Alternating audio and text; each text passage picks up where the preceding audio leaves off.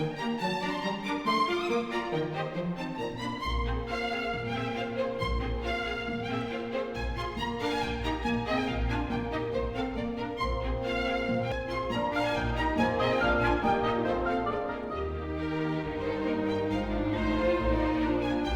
morning. Welcome to Waccabuc, and welcome to another in the series of walks around Lewisboro. This morning we're going to be walking around Waccabuc and seeing a few of the special places in this community.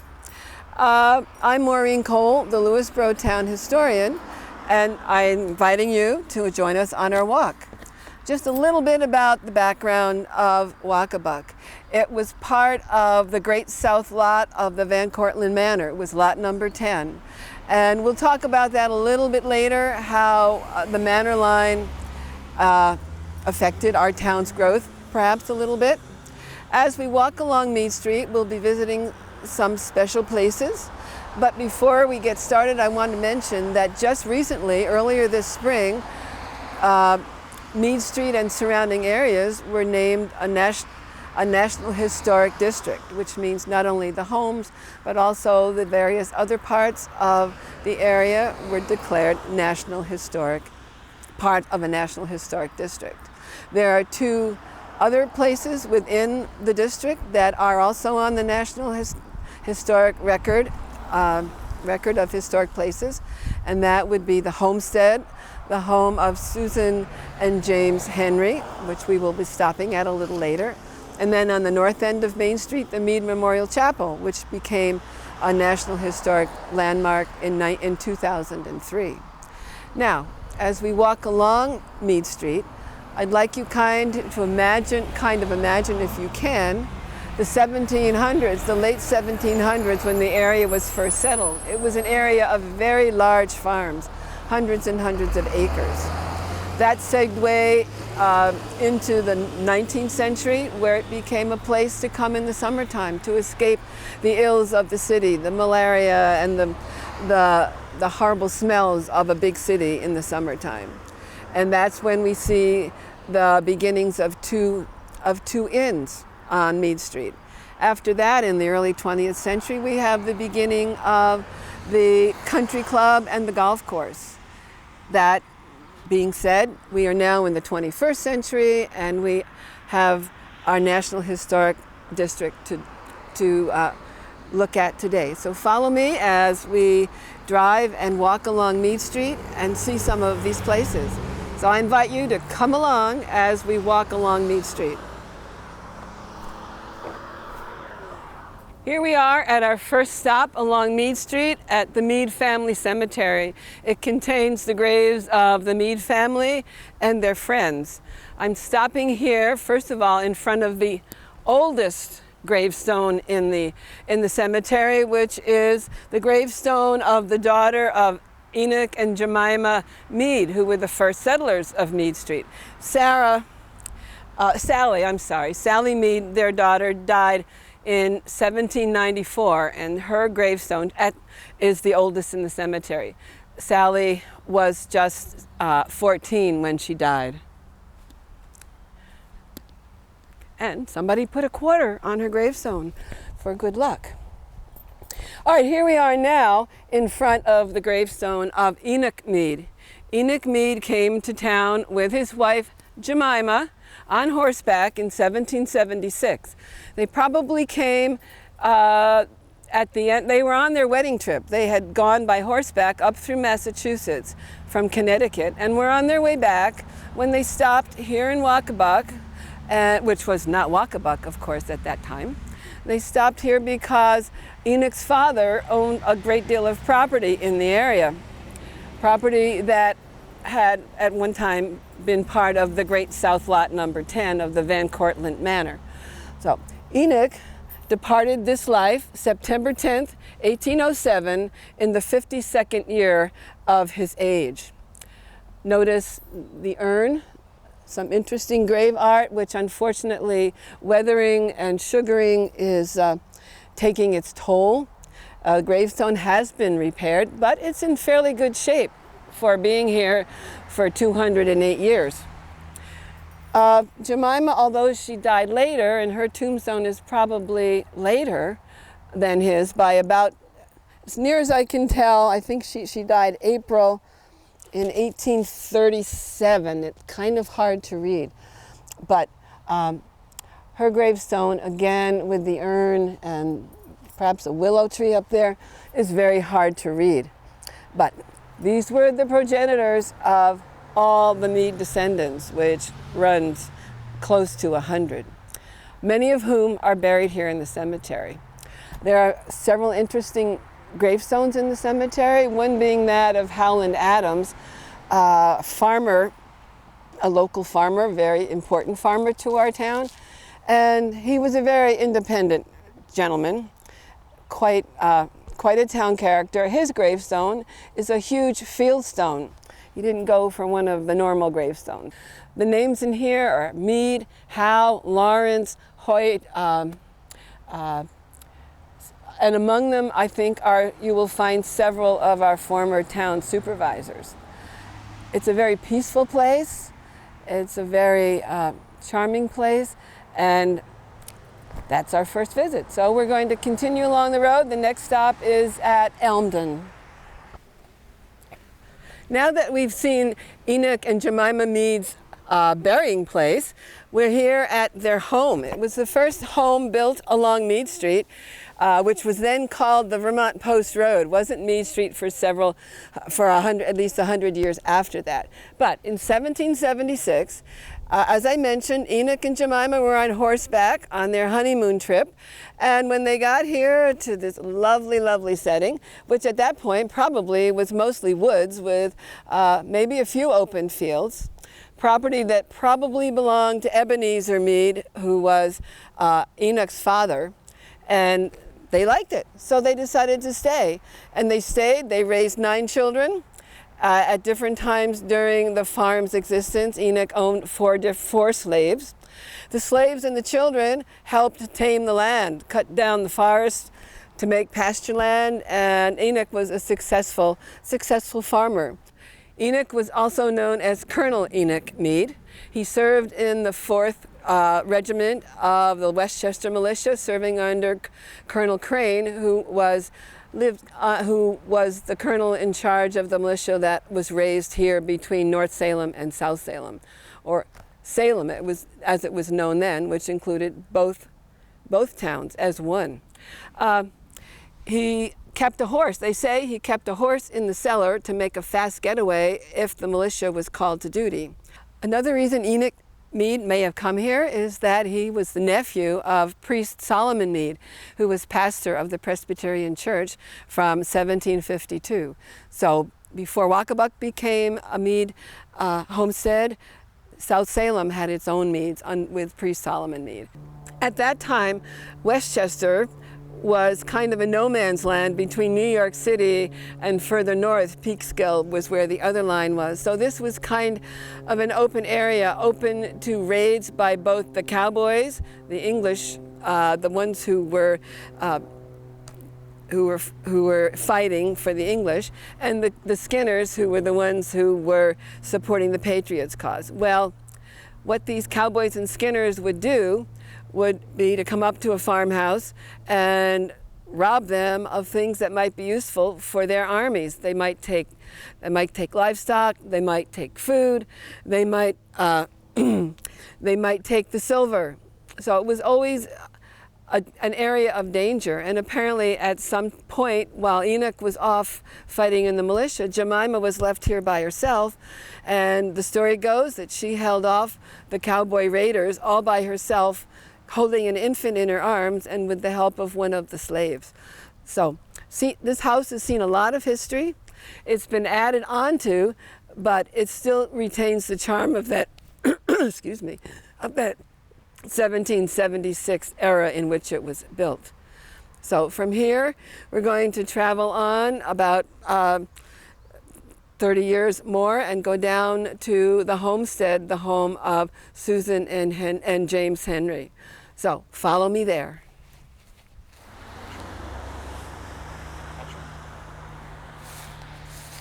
We're standing in front of the homestead at the corner of Mead Street and Schoolhouse Road.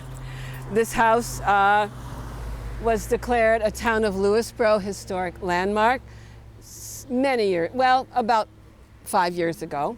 But more importantly than that, we're glad to have it as a town landmark, but it was put on the National Registry of Historic Landmarks.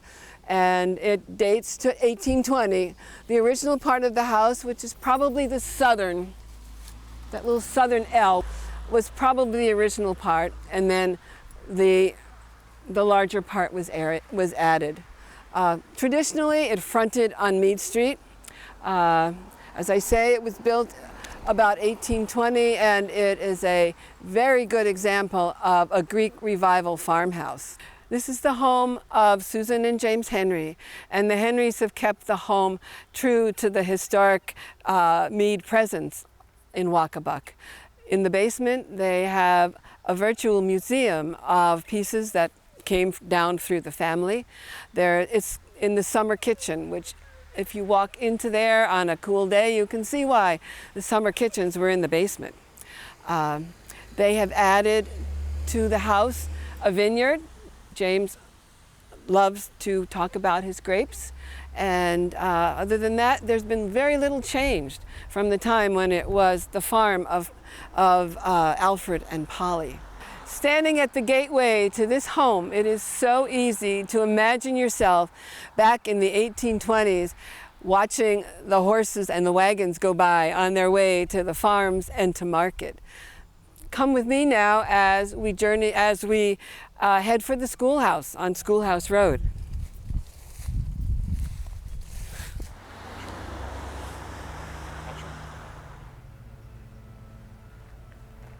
Schoolhouse Road should evoke the memories of one-room schoolhouses, and that's why we're here on Schoolhouse Road at what used to be the Waccabuc Schoolhouse. It was built in 1894. It replaced the schoolhouse, which was at the corner of Schoolhouse Road and Mead Street. That schoolhouse, unfortunately, had turned into somewhat of a ruin, and a new schoolhouse was needed. So Robert Hoe III, who was the owner of what is now the Waccabuc Country Club, decided that he would offer the town, or offer the school district, to build a new school on some of his property. Kind of hard to tell, except for the telltale bell tower up there. This was a one-room schoolhouse which served the area until 1939, 1940, when Lewisboro School was built and all the one-room schoolhouses were consolidated. When Livingston Elder was employed as an architect, he turned the schoolhouse, in fact, he was living here, he turned the schoolhouse into the house that you see today. But he wanted to keep the character of the schoolhouse, so that is why the original part still has the chimney and still has the school bell, which was rung to bring the children in the morning, bring them in again from lunchtime. When the building was finished in 1894, Robert Hoe wanted to have a party. And he wanted kind of an entertainment, but it was decided maybe they needed something more formal. Anyway, what turned out was an entertainment with violin, with banjo, with ice cream, and probably a few speeches. The whole thing ended up with a display of fireworks. Odd thing was, Robert Hoe never showed up to his own party. The current owners of this house, the Mishkins, reminded me that the red building that you saw, I think, before, which is on the eastern side of the property, was the privy. And it's off the patio here to the east of the main house. It was a privy until the owners turned it into a tool house. So no more outside plumbing, but we now have a lovely tool house. And we will go on to we'll journey on down the street toward the country club, so join me there. We are 52 miles directly north of New York City here on the Vermont Post Road. If we kept on, we'd probably find ourselves in Burlington. But on this beautiful day, we are here in Waccabuc, standing on Mead Street in front of the Waccabuc Country Club and in front of this historic post road marker. Those post road markers were, I don't know if you'd call it invented, but thought up by Benjamin Franklin back when he was postmaster of the United States. And for every mile north of New York City, this was the Vermont Post Road, there was the Boston Post Road, there was the Albany Post Road, and the Danbury Post Road, which also goes through our town. But in Waccabuc, we're on our way to Vermont, and we're 52 miles directly north of New York City. The beautiful building behind me, we all know nowadays, is Waccabuc Country Club. Wasn't always so. It's got a live and vivid history behind it.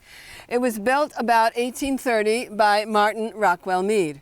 I'm going to try to look at my notes to see if I can get things a little bit in sync here. As with the others, farms along here, it was a large farm. It was owned by one of the progeny of Enoch and Jemima Mead, who we met earlier on this tour. In 1877, the modern history kind of begins. That's when Robert Hoe III decided he wanted a summer house. New York City could get pretty messy during the summer. So when Robert Hoe bought it, he decided to name it Indian Spring Farm, named after a spring which is next to which was at that point where one of the holes on the golf course is now. He took two old farmhouses, put them together with the original building, and added a third story. So that's what you see today. Many little additions over the years, all going back to Robert Hoe, who you might remember was the man who gave the property to build the schoolhouse where we just were. Robert had a collection of racehorses, and because of that, he needed a racetrack. So on the back nine of the present golf course, I guess you can see remnants, perhaps, of the oval that was Robert Hoe's racetrack. Now, how did Robert Hoe get his money? Robert's uncle, Richard, invented the rotary printing press. Quite a revelation and a revolution in the printing business. In 1912, it became the Waccabuc Inn, and it was run as an inn from 1912 until 1918. During World War I, it closed. Then in 1920, it reopened again under the leadership of Alice Neergaard, and it became a money-making proposition for the first time. It was a great place to come to visit in the summer. At first, it was mostly Mead family members and friends. It had 15 rooms and 8 baths and a telephone in every room because there was a private telephone system in this area. Apparently, it even was, one of the guests here was Herbert Hoover. Across the street from the country club is the golf course. That was first laid out in 1912, the first 9 holes, and then in 1923, the second 9 holes were laid out, and they were laid out by George Gullen, who came from Scotland. George's relative Jock Gullen had been the pro here since the opening of the golf club in 1912. It became Waccabuc Country Club in 1925. Several years ago, the Waccabuc Country Club put together this marvelous book called 1912 to 2012, 100 Years of Friendship and Fun. That tells you the history of Waccabuc in words and pictures. And now we're off to our next place. We can't leave Waccabuc without at least a look at the lake. And here is the lake. It's about 1.25 miles long from east to west. It's about a quarter mile wide from the north to the south. And at its deepest point, it's about 46 feet deep. Here at the boathouse where we're standing, it's about 23 feet deep. And if you journey down a little bit west of here, we can't see it from here, but there is the famous Castle Rock, which is about 100 feet tall, 60 to 100 feet high, and the depth is 30 feet. Castle Rock is has been a challenge for probably 100 years because it's so tempting to want to climb up there and dive off. Right here, the boathouse is near where we're standing, as I mentioned. It was the boathouse. It's now the beach house for the club. But when it was first built back in the late 1800s, it was the boathouse for the Waccabuc Inn, which was one of the summertime resorts that were here in the 1860s to the 1890s. When you're on the lake and you're swimming and boating, you sure do get hungry. And if you belong to Waccabuc Country Club, you can stop here at the snack bar and have these wonderful gentlemen cook you a hot dog, or I'm sure anything else your little heart desires.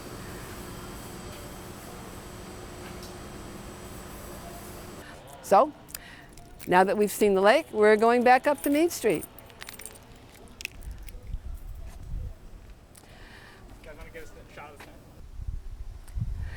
Situated logically at the corner of Post Office Road and Mead Street is the Waccabuc Post Office, 10597, if you want the zip code.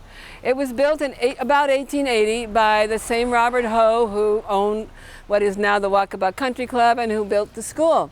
He just was a man who liked his comforts. And the post office was served by the mail that came from Katona in a 4-passenger stagecoach, or mail coach, I guess we could call it, although it was called the stage, driven by Charlie Ruggles. Charlie Ruggles was well known and well liked here in Waccabuc, as well as South Salem. He had this whole route from Katona and then over here through Lewisboro. Charlie was also able to take passengers. If you happened to want to ride into South Salem, you could just jump on the mail coach and ride with Charlie into South Salem. The post office served for many years, but then maybe 10 years, not too long ago, it was in danger of being closed. But the patrons really wanted their post office, mounted a campaign to keep it, and luckily the post office is still here. So from here, we're going to go on, travel a little bit further north on Mead Street, so just follow us along.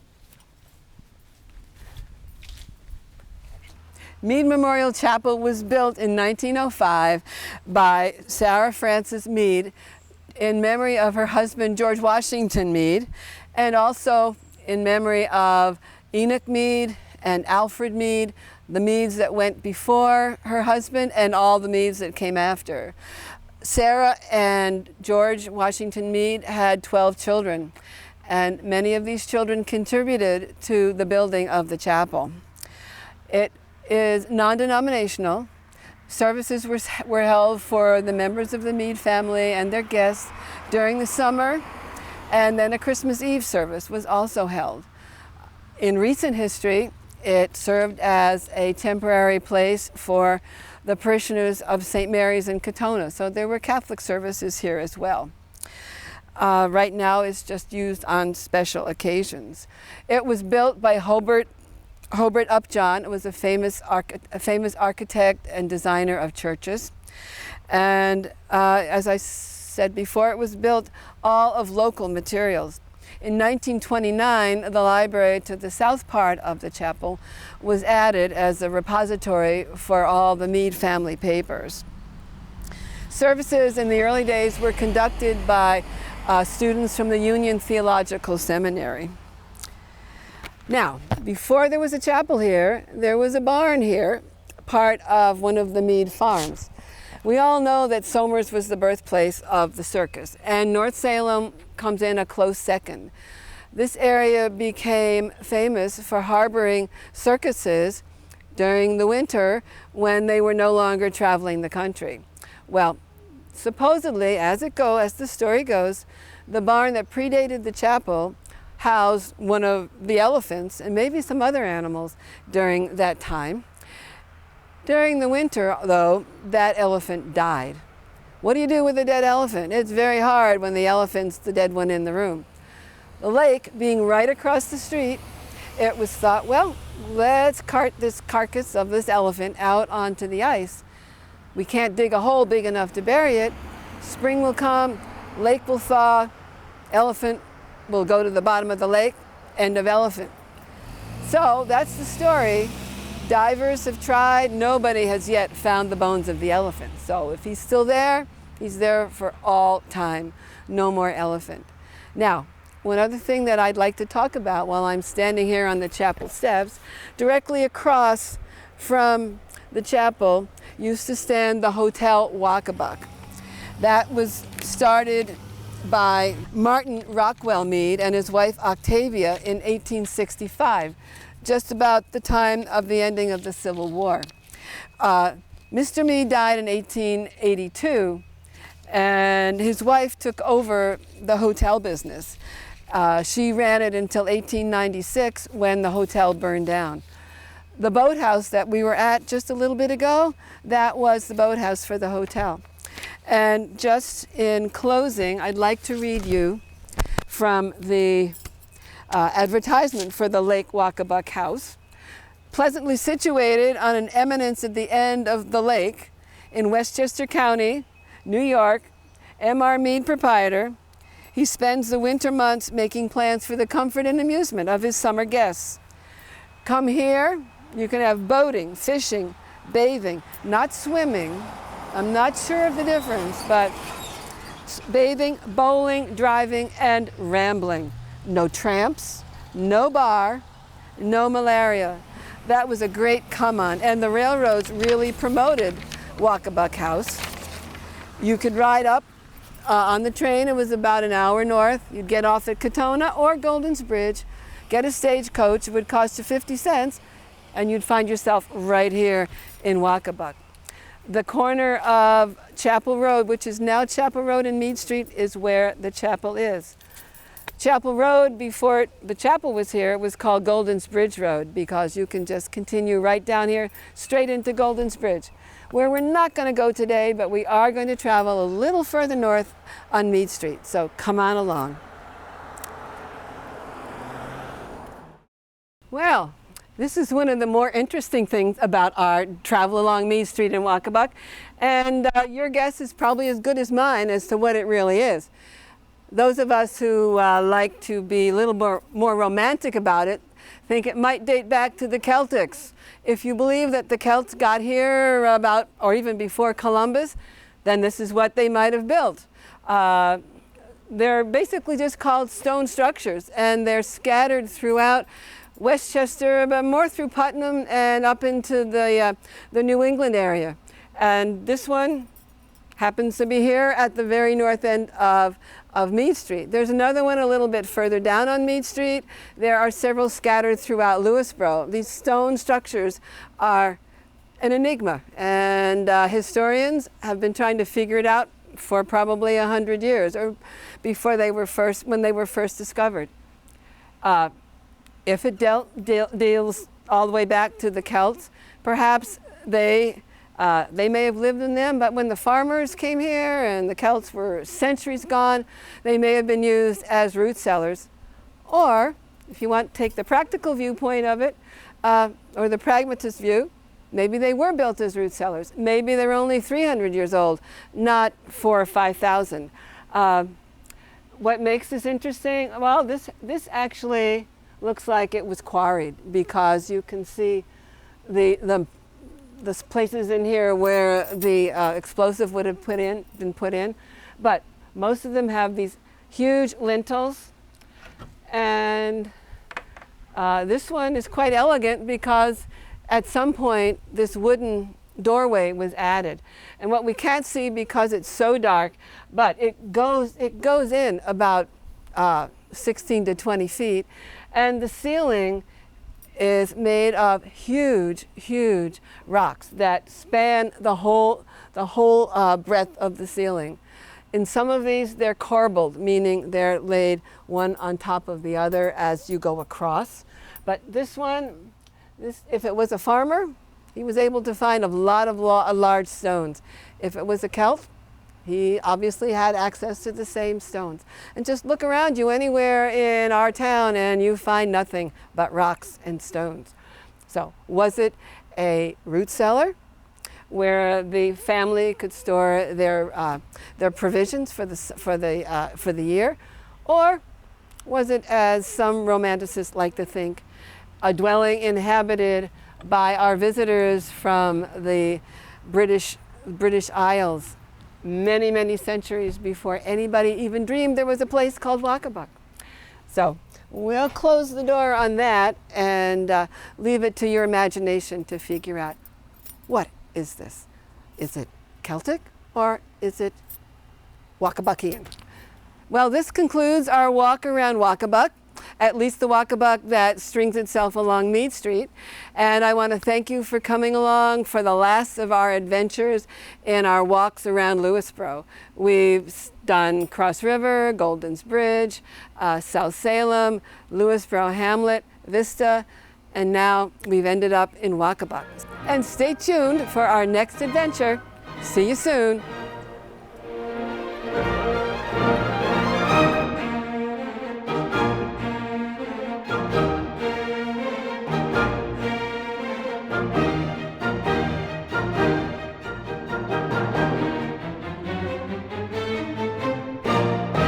You're watching Lewisboro Community Television, Channel 20.